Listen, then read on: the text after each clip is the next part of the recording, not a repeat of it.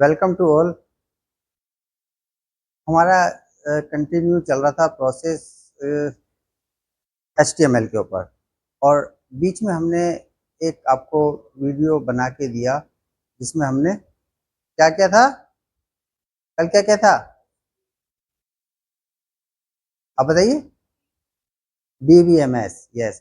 क्योंकि बच्चों की डिमांड ये थी कि सर जो DBMS का था वो हमारा ज़्यादा डिस्क्रिप्टिव नहीं था, तो उसमें DBMS का हमने एक वीडियो बना के कल डाला है। उसको आप लोग, हम बाद में प्ले लिस्ट भी बना देंगे, अलग अलग सबको सब्जेक्ट वाइज बना देंगे, लेकिन अभी हमने वीडियो सबके एक साथ ही डाल दिए, तो आप उनको सर्च करके देख सकते हैं। ज़्यादा वीडियोज़ नहीं है अभी हमारे। हम वीडियोज़ के अंदर पहले हमारे पास जो चैनल था वो चैनल हमारा हैक हो गया था, आपको पता ही है, और नए चैनल पे हम लोगों ने अपना आपको शिफ्ट किया, तो कुछ वीडियो जो हमें अभी मिल पा रहे हैं वो यहाँ पर हमने डाल दिए हैं। जो बाद में देखते हैं, कुछ अपडेट भी करने पड़ रहे हैं हमको, चेंजेस भी करने पड़ रहे हैं, क्योंकि कुछ सिलेबस में चेंजेस है, कुछ वर्जन्स में चेंजेस है, कुछ कमांड्स में भी चेंजेस है, तो उसके हिसाब से हम लोग वीडियो हिसाब से अपडेट भी कर रहे हैं। तो एक नया वीडियो है, पहले हमारा 3-4 टीचर्स थे, सबने मिला के बना रखा था। अब वीडियो इंडिपेंडेंट है और वो सिर्फ इंफॉर्मेशन टेक्नोलॉजी के अकॉर्डेंस में है। तो आज का वीडियो हम HTML वापस अपना कंटिन्यू करते हैं, और HTML में आपको जैसे हमने एक लिस्टिंग की थी स्टार्टिंग में कि हमारे पास 7 एप्लीकेशंस थी, जिसमें हमने बेसिक टैग से स्टार्ट किया था, और लास्ट में जो अल्टीमेट हमारे पास था वो फॉर्म था। तो जितने भी आप वेबसाइट देखेंगे, इनके अंदर जितने भी कंटेंट आप नजर आते हैं आपको, वो सारे इन्हीं 7 के अंदर ही समराइज्ड हैं। इसके अलावा कहीं आपको बाहर से नहीं मिलेगा। तो कुछ एग्जाम्पल आप लोग अगर रिमेम्बर करें, आप कभी यूट्यूब खोला है? आप यूट्यूब खोलते हैं तो वहाँ पे आप क्या देखते हैं, किसी भी चीज़ के सर्च मारते हैं तो बहुत सारे फोटोज या बहुत सारे आपके पास, जिसको आप क्या कहते हैं, उसको थंबनेल्स है ना, कुछ इस तरह से आ जाते हैं, 7-8 2-3 लाइनों में इस तरह से। और आप किसी पर्टिकुलर पे जाके फिर क्लिक करते हैं तो वो आपका वीडियोज वगैरह उसके ऊपर पूरा नॉर्मल एग्जीक्यूट होना शुरू हो जाता है। तो कभी आपने ये सोचा, वो भी यूट्यूब की वेबसाइट है ना, और हम वेबसाइट पे ही काम कर रहे हैं, तो आपने कभी सोचा कि क्या ये जो इस तरह से जो अलग अलग बने, ये टेबल तो नहीं है, और हम इमेजेस भी नहीं कह सकते क्योंकि इमेजेस तो अपने अलग तरह से देखा था। अब ये क्या चीज हो सकती है? यस, आपने सही बताया, वो फ्रेम है। तो यहाँ पर हमने क्या करा कि हमने क्या करा, अपने ब्राउजर को छोटे छोटे सेगमेंट्स के अंदर, वो सेगमेंट आपके कॉलम वाइज भी हो सकते थे, वो आपके रो वाइज भी हो सकते थे, हमने उसके अकॉर्डिंग से उसको डिवाइड किया। उनके अंदर कोई इमेजेस, कोई भी डिस्क्रिप्शन, कोई भी हाइपरलिंक, कुछ भी हमने वहाँ पे सेट किया उस फ्रेम के अंदर, और फिर हमने उसको अपलोड कर दिया वेब ब्राउजर पर। जब आप उसको क्लिक करते हैं उस पर्टिकुलर फ्रेम को, उस एरिया को, फ्रेम से मतलब बेसिकली हमने ब्राउजर के एरियाज हमने डिवाइड कर दिए, उस एरिया में इमेज भी डाल सकते हैं, कोई हाइपरलिंक बना सकते हैं, कुछ भी करते हैं। जब आप उसको क्लिक करेंगे तो क्लिक करने का मतलब ये हुआ कि हमने उसको एज ए हाइपरलिंक क्लिक किया, तो वो हमारी पिक्चर अपलोड हो जाती। इस तरह से आपने बहुत सारी और जनरल वेबसाइट भी देखेंगी, वहाँ भी इस तरह की कुछ चीज़ें आती हैं, खासकर मॉल वगैरह की जो वेबसाइट वगैरह पे होती है, ऑनलाइन ग्रोसरी वगैरह की शॉपिंग वगैरह होती है, उसमें बहुत सारे इस तरह से प्रोडक्ट का नाम, उनका डिस्क्रिप्शन, उनके रेट वगैरह लिखे होते हैं, वो भी सब फ्रेम से जरिए ही बने हुए हैं। तो ये हमने देखा कि बहुत आसान टॉपिक है और ज़्यादा नहीं है, लेकिन थोड़ा सा इसके अंदर हम पहले से आपको बता दें कि अलग अलग ब्राउज़र के अंदर अलग अलग वर्जन के अकॉर्डिंगली इसमें थोड़ी सी चेंजेस है। अब जैसे थोड़ा सा आपको बताते हैं, ये प्रोग्राम हम रन भी करेंगे आज, और हमें पता है कि ये प्रोग्राम बच्चों को रन करने में दिक्कतें आ सकती है ब्राउज़र की वजह से और वर्जन्स की वजह से। अदरवाइज बहुत आसान है, तो उसमें आप ज़्यादा डिमोलाइज ना होइएगा अगर आपका प्रोग्राम एक बार ना चले। तो टाइटल, फ्रेम सेट, एग्जाम्पल हमने लिख दिया, हमने इसका टाइटल दे दिया, प्रोग्राम को अभी रन भी करते हैं सेम इसी प्रोग्राम को। और यहाँ पर हमने बात को ध्यान रखते हुए चलना है कि प्रोग्राम हमेशा हमारा ये बॉडी के अंदर ही आता है, कंटेंट आपके हमेशा बॉडी में ही डिफाइन होते हैं, जो भी हमारे कंटेंट हमें डालने होते हैं वो बॉडी में होते हैं, जो डिफाइनिंग पोर्शन होता है वो हमारा हेडर का होता है। ये हमने आगे भी कुछ CSS वगैरह देखेंगे वीडियो में, उसमें भी आप लोगों को और चीजें समझ में आएंगी। तो अभी तक हमने जो काम किया था सिर्फ टाइटल पे ही काम किया था, सिर्फ टाइटल तक ही अपने आप को लिमिट किए हुए हैं।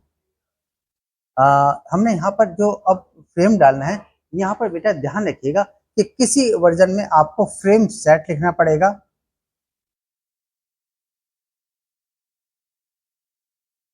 और फ्रेम सेट जो इसका टैग है बेसिकली, ये सेट आपका फ्रेम सेट अभी और थोड़ा सा डिस्कस करते हैं एट्रीब्यूट भी को जो हम लोगों ने मेंशन करने।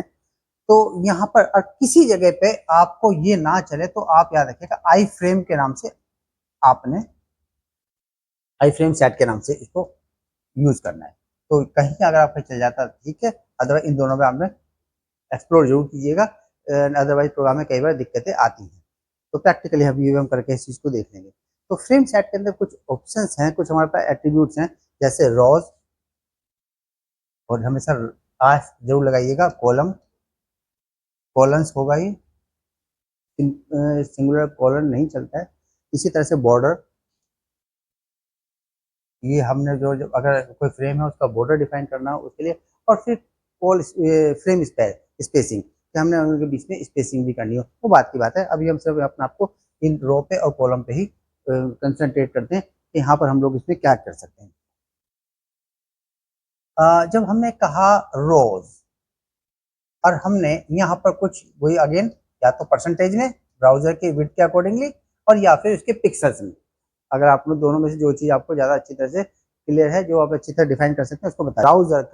ब्राउजर स्क्रीन का 30% पोर्शन मैंने इसकी रोज के लिए मैंने इसको असाइन कर दिया। अगर आपके पास एक से ज्यादा फ्रेमिंग होती तो कुछ नहीं है, आप यहाँ से कॉमा लगाइएगा, फिर कोटेशन लगा के आप 40% लिख दीजिएगा, सपोज कीजिए 40% था। तो इसमें क्या होगा कि आपका दूसरा नेक्स्ट पोर्शन 40%, 30% ब्राउजर, 40% ब्राउजर, और रेस्ट पोर्शन फिर अगेन अगर आप चाहें तो करें, अदरवाइज वो आपका पोर्शन बाय डिफॉल्ट सेट रहेगा। तो यहाँ पर आपने जाके इसको इस तरह से कॉलम अपने डिफाइन कर देने हैं।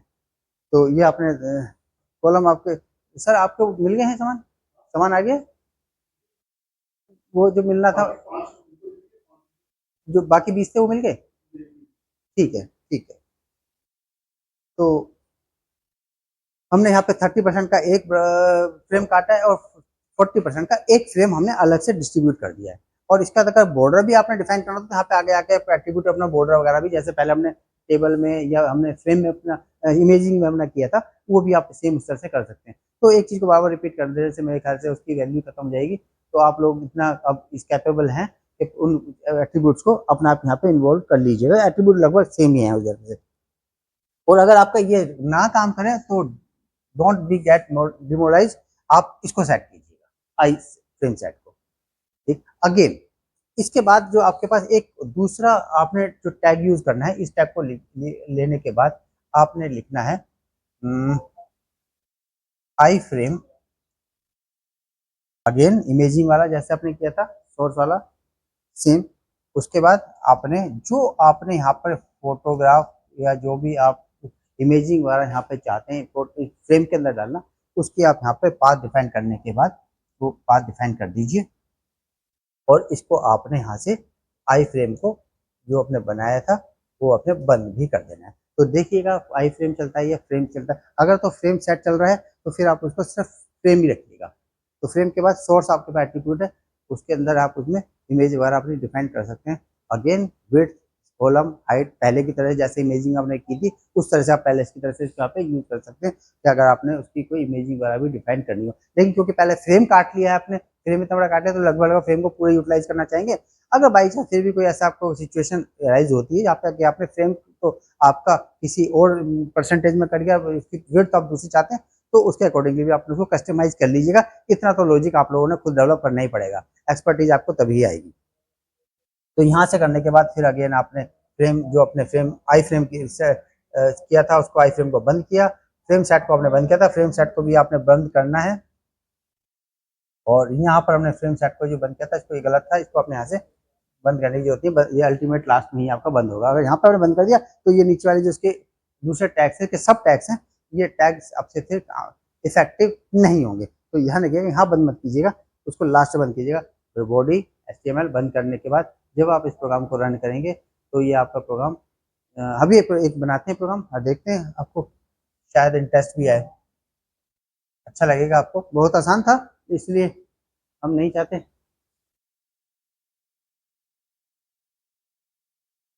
देखिए छोटा सा एक प्रोग्राम है, अगर हमारे पास बना हुआ तो हम उसको वही दिखा देते हैं, अदरवाइज हम उसकी आपको कोडिंग करके दिखा देते हैं। प्रोग्राम अगर फ्रेम सेट के नाम से हमने प्रोग्राम बनाया हुआ है, ठीक है, हमारा प्रोग्राम है, हम इसको ही ओपन कर लेते हैं। तो देखिए हम आइडियल अपने नोट पैड पे ही काम करते हुए आए हैं, तो नोट पैड को ही रखेंगे। हम इसका थोड़ा सा बच्चों को स्किल विजुअलाइज हो, तो इसको हम थोड़ा सा फॉन्ट बढ़ा देते हैं। फॉन्ट का साइज बढ़ाने से हमारा ये तकरीबन 28 का हम कर देते हैं। तो देखिए अब आपके साथ स्क्रीन के ऊपर ये चीज़ क्लियर आ रही होगी। तो यहाँ पे हमने वही एग्जांपल लिखा है, title frame set setting example, हमारा पुराना प्रोग्राम था, हमने सेम इसी प्रोग्राम को ही यहाँ पे आपके साथ डिस्कस किया है। हमने यहाँ पे आई फ्रेम यूज किया है, तो इसका मतलब ये हुआ कि जब पहले भी हमने कभी इसको यूज किया था, तो ये इस ब्राउजर के ऊपर हमें दिक्कत आई होगी फ्रेम सेट करने में, तो आई फ्रेम हमने इस प्रोग्राम को बनाया होगा। तो बिल्कुल सेम प्रोग्राम है, हमने यहाँ पे 30%, 40%, और अगर इसके बाद भी यहाँ पे गलती है कुछ प्रोग्राम के अंदर, क्या कि इसको भी आपने 40% को भी आपने कोटेशन के अंदर ही बंद करना है, और रेस्ट ऑफ द पोर्शन या तो आपका डिफॉल्ट में जाएगा, अदरवाइज आप चाहें तो जो बाकी 30% ही बचा लगभग, या 20%, 10%, जो 30% लेस बचा उसमें से भी आप कोई फ्रेमिंग करना चाहें तो वो भी आप कर सकते हैं। अदरवाइज भी हम यहाँ पे इसको नहीं छोड़ दिया, हमने कहा कि हमने 2 ही फ्रेम बनाए हैं। पहले फ्रेम के अंदर ये अपना आप ही ऑटोमेटिकली पहले फ्रेम की बात करेगा। जब पहले फ्रेम के अंदर आपने सोर्स डिफाइन किया, तो डेस्कटॉप पे से आपने इमेज डॉट पीएनजी फाइल, तो मेरी पहले वाली तो पीएनजी फाइल भी हो सकती है, आपकी जीआईएफ फाइल भी हो सकती है, आपकी वो जेपीजी फाइल भी हो सकती है। तो कोई भी आपके पास जो अवेलेबल फाइल है उनको आप यहाँ पे सपोर्टिव हो तो उन फाइलों को आप इसमें अकोमोडेट करें। और ये देखिएगा आई फ्रेम आपने जो भी फ्रेम बनाया था उसको बंद किया, आपने आई फ्रेम सेट नाम से जो फ्रेम वो बनाया था उसको भी आपने बंद करना है। फ्रेम सेट आपने यहाँ से बंद किया, ये आई फ्रेम सेट यहाँ से बंद कर दीजिएगा, और ये आपका यहाँ से ही बंद कर दीजिए, यहाँ से हमने इसी में सिंगुलर बना के इसको हमने बंद कर दिया है। और बॉडी और एचटीएमएल हमारा इस तरह से देखते हैं। प्रोग्राम को रन करने के बाद बहुत पुराना प्रोग्राम है, देखते हैं चलता है नहीं। ब्राउजर आप सेलेक्ट कर लीजिए, सपोज आपने यही किया, ठीक है। तो ये फाइल थी आपके पास, मैंने आपको स्क्रीन पे दिखा देता हूँ वो फाइल। इस फाइल की बात करें, ये आपकी इमेज हमने एक बना के डाली थी, कोई सीनरी है, इसी को हमने एज ए वहाँ पर प्रोग्राम के अंदर यूज किया है।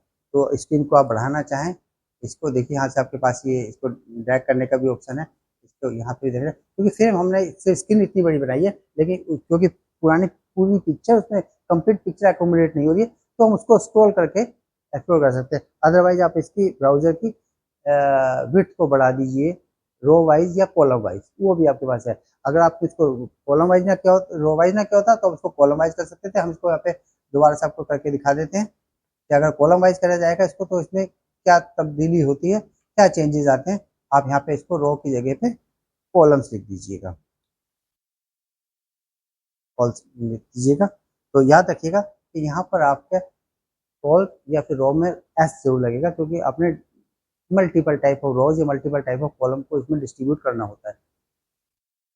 तो यहाँ से आपने इसको ये किया, और हमने इसको दोबारा से सेव किया, प्रोग्राम को दोबारा से हमने रन करके देखते हैं, रिफ्रेश करके देखते हैं। प्रोग्राम अब हमारा कॉलम वाइज मोड के अंदर इस तरह से प्रोग्राम हमारा ब्राउजर देखिए कॉलम वाइज में आ गया, तो प्रोग्राम फिर हमारा वो कॉलम वाइज कट रहा है हमारा।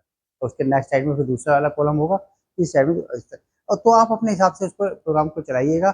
इसमें आप अभी इमेज डाला है, आप उसको हाइपर लिंक डालिएगा। एग्जाम्पल हमने जब हाइपर लिंक को और सोर्स को साइमल्टेनियसली लिया था, हमने आपसे कहा था किसी भी इमेज को आप सही उसकी तरह से हाइपर लिंक की तरह से भी यूज कर सकते थे। तो यहाँ पे फ्रेम, इमेज और हाइपरलिंक तीनों को एक साथ आप कीजिएगा, बॉर्डर वगैरह सेट कीजिएगा।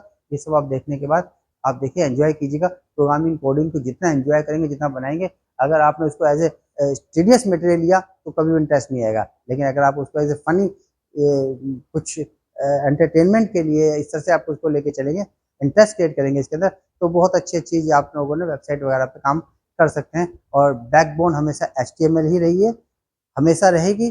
ब्राउजर उसी को ही समझता है, चाहे आप कितनी भी एडवांस प्रोग्रामिंग पे चले जाइए। तो बहुत इंपॉर्टेंट है, ध्यान रखिएगा। जहाँ बीच बीच में हम लोग कभी कभी कोई रिफ्रेश वीडियो डालेंगे, तो इनके साथ कुछ जो मिसलेनियस और कुछ एडवांस टैग्स वगैरह होते हैं या एट्रीब्यूट्स वगैरह होते हैं, हम उनकी भी जिक्र करेंगे। एक हमने स्पेशल सोचा है कि आप लोगों के लिए